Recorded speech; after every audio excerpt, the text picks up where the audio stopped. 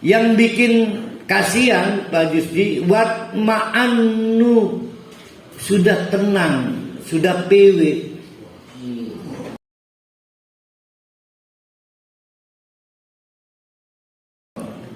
Biha, dengan dunia ini, saking PW-nya tidak gelisah, mobil banyak, nggak gelisah.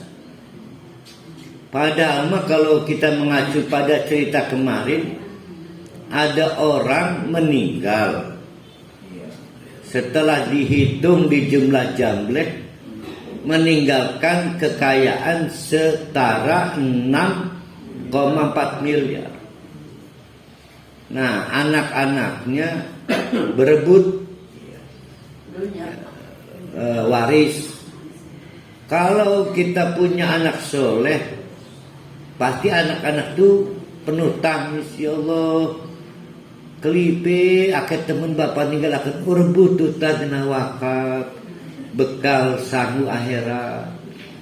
Ya, anaknya sedih tuh, ini mah berebut, sehingga seolah pernah bertanya, suwe temen bapak iki mati nih gini.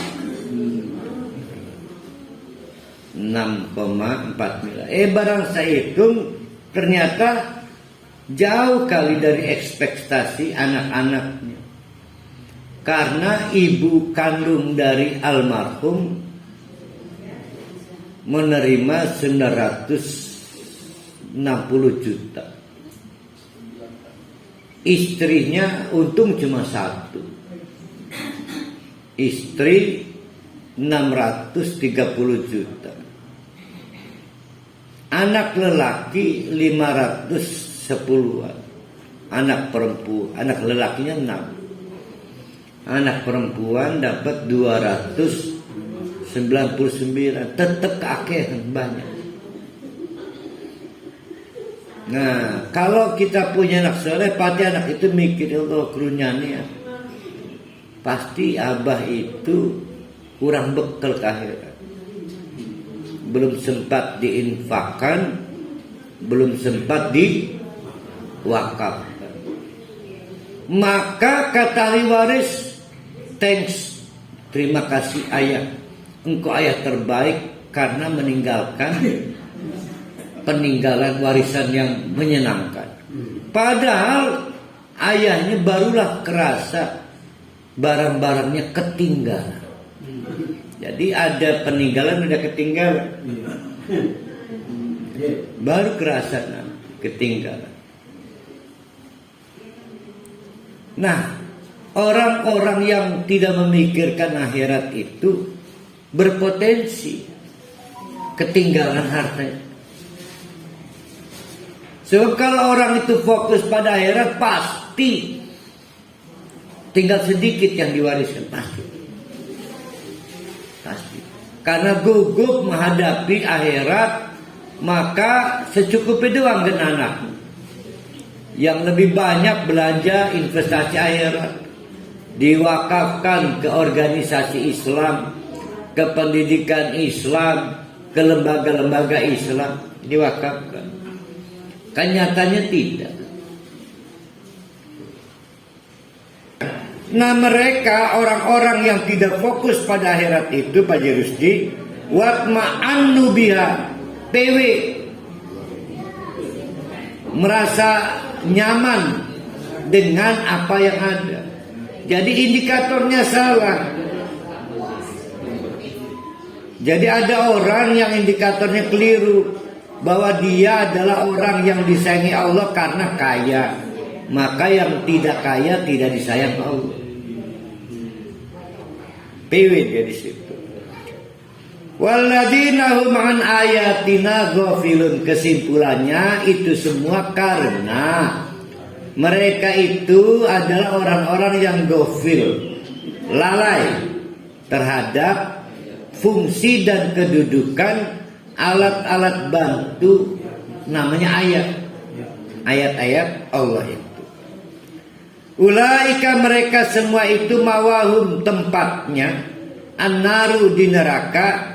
Allah presisi, nggak marah, Allah nggak dendam, sehingga yang diterima setimpal persis bimaka nuyaksibun, dengan yang mereka usahakan. Jadi urusan neraka mah persis urusan surga mark up. Maka tidak ada penggandaan dosa, yang ada penggandaan pahala. Allah di waktu tertentu seperti Lailatul Qadar ngasihnya banyak, di bulan Ramadan banyak dibanding hari yang lain. Tapi surga mah kapanpun tetap segitu. Kalau dosa kapanpun tetap segitu. Jadi kalau memang pengen pas sesuai kelakuan, masuk aja neraka pas. Tapi kalau pengen dapat markup dari Allah, masuk surga. Innalladzina amanu, sedangkan sesungguhnya orang-orang yang beriman, wa amilus solihati, dan amal solehnya tepat. As-solihat artinya tepat.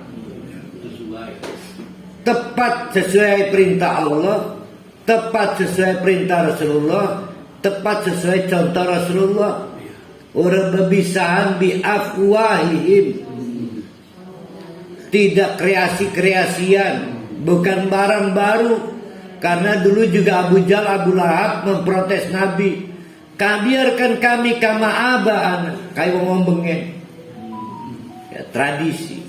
Jadi nggak usah banyak panjang dan lebar konsep lah. Bahwa ini akhirnya ujung-ujungnya emang sih kami aku ini tradisi. Sing awal gak ngomong kamu tradisi. Ya udah tradisi, titik sejebuk. Maka orang yang mengkomplitkan iman dengan amal yang tepat, amal harus tepat. Itu yahdihim. Nah ini saya mau ingatkan lagi. Hudan, ada orang bertanya, Ustadz, saya mau ke Pasar Rau, saya belum hafal Pasar Rau. Nah, kamu ke kanan, ke kiri, ketemu sumur pecung, belok kiri ya. Siap. Hati-hati, kalau mungkin ada ketemu polisi, tanya lagi. Siap. Akhirnya Alhamdulillah, dengan berlikaliku tanya sana sini, nyampe juga Pasar Rau. Itu bukan hudan. Bukan hudan. Yang disebut hudan itu, oh mau ke Pasar Rau. Jaga bonceng, kebetulan saya mau ke Pasar Rau. Maka diantar langsung ke tempat tujuan. Itu disebut hudan. Maka yahdinihim itu diartikan diantarkan langsung. Dijamin tidak kesasar. Dijamin gak akan kesasar, gak akan salah jalan. Maka orang yang beriman dan amal solehnya tepat, itu pasti yahdihim Rabbuhum, akan diantar langsung oleh Allah yang memelihara mereka biimanihim, karena sebab mereka percaya.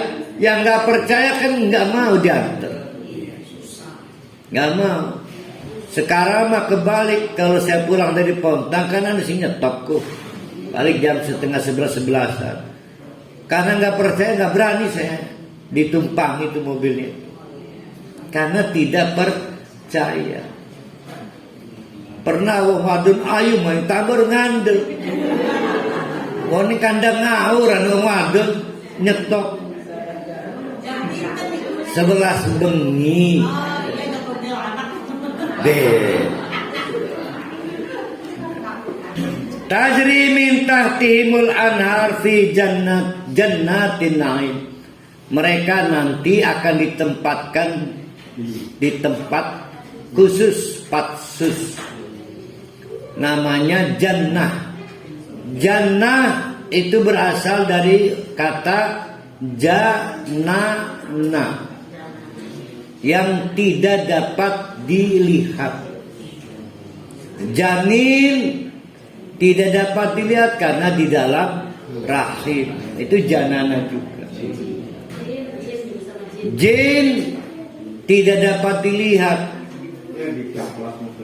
Jin janana juga. Majnun akalnya tidak dapat dilihat, maka disebut gila. Kalau dikasih akal, akalnya nggak kelihatan, maka disebut gila, majnun. Begitu juga jannatun. Nah, karena tidak boleh sembarang orang masuk, di pagar, di seng, don't entry, tidak boleh masuk kecuali ahli surga. Ngintip susah lagi apa itu ya? Musiknya musik koplo atau apus. Begitu sulit gitu ya. Berang dia. Pasti per hari paham. Lupakan Rehan.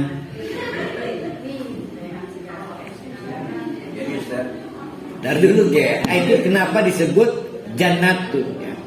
Surga, kawasan tertutup. Karena ditutup, diceritakan dalam hadis, dibuka tutup mani, buka tutup mani. Saking perlunya visa, tiket. Tiketnya apa? Biimani, iman. Nah, itu sekarang udah dipegang pada Pak Rusdi itu ya. Amin.